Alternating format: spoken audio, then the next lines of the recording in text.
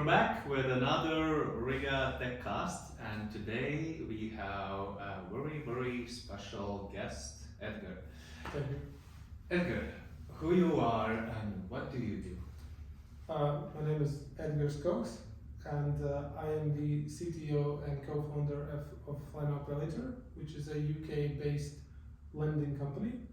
I also have founded my own company a year ago for custom enterprise software development, and for the last 2.5 years, I've been developing a team and a software for the European education side.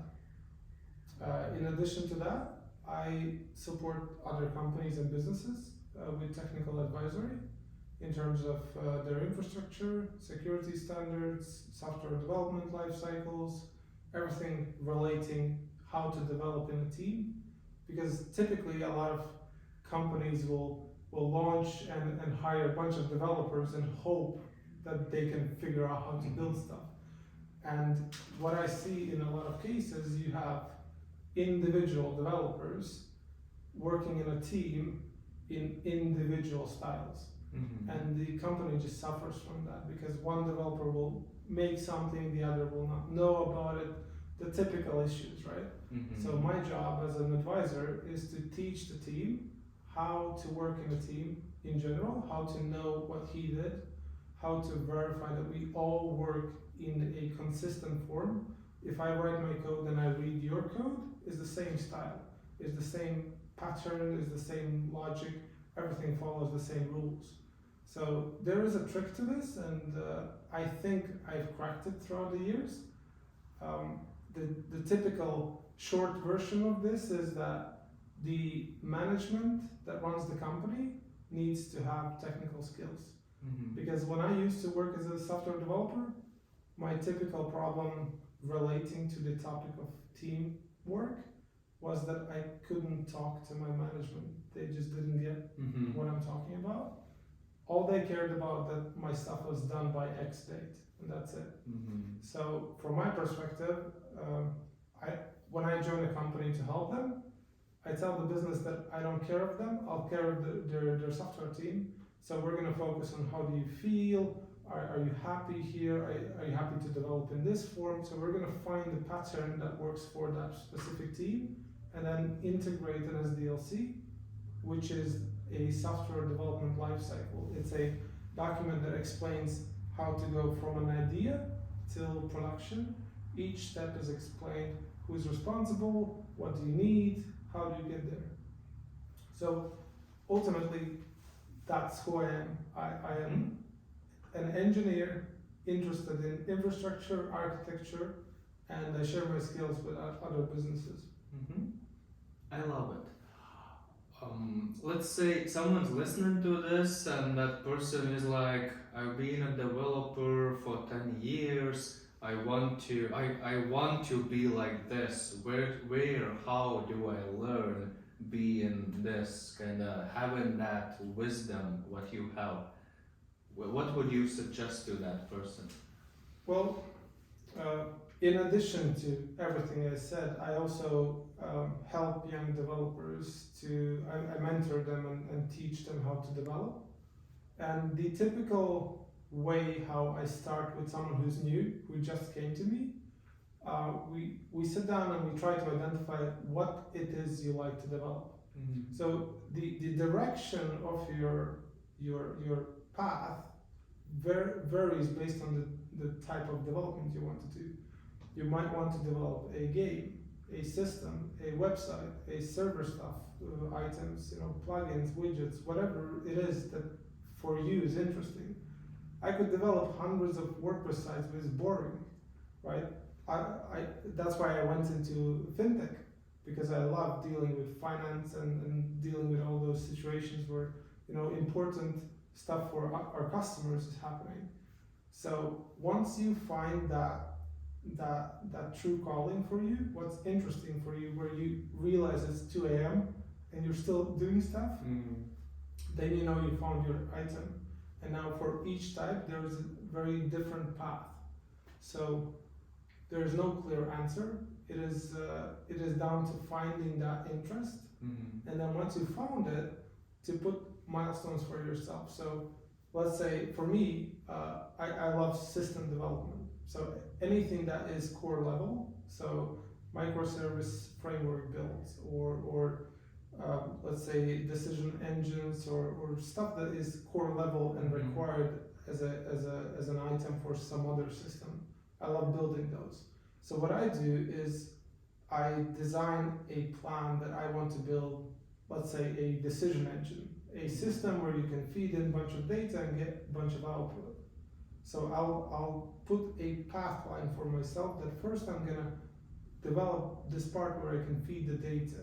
So I build it, I Google around to figure out how to build it, and I learn a bunch of stuff as I go. And I keep doing that with each segment that's missing from that system until the whole system is done. So throughout this form, I've taught myself how to get to a complete project. As for the management style and learning how to work in a team, there is also no clear answer. There are a bunch of methodologies you can go and study in school or online. But for me, it was the life school. I went through companies where I came to conclusion of what's missing, and I shaped my own approach based on what I saw was missing. Right, so I would say if you are managing a software team, you have to look from their perspective. If you throw them a task, they have no idea what that is. So you have to actually present them your concept, your end game, what do you want to achieve, what's the benefit for it. So the team actually, gets that info and then works based on that info. So I would say there's a lot of variables involved in that answer. Yeah, okay. Maybe my next question will be a bit of oversimplification, but then let's say you get invited to this dysfunctional team.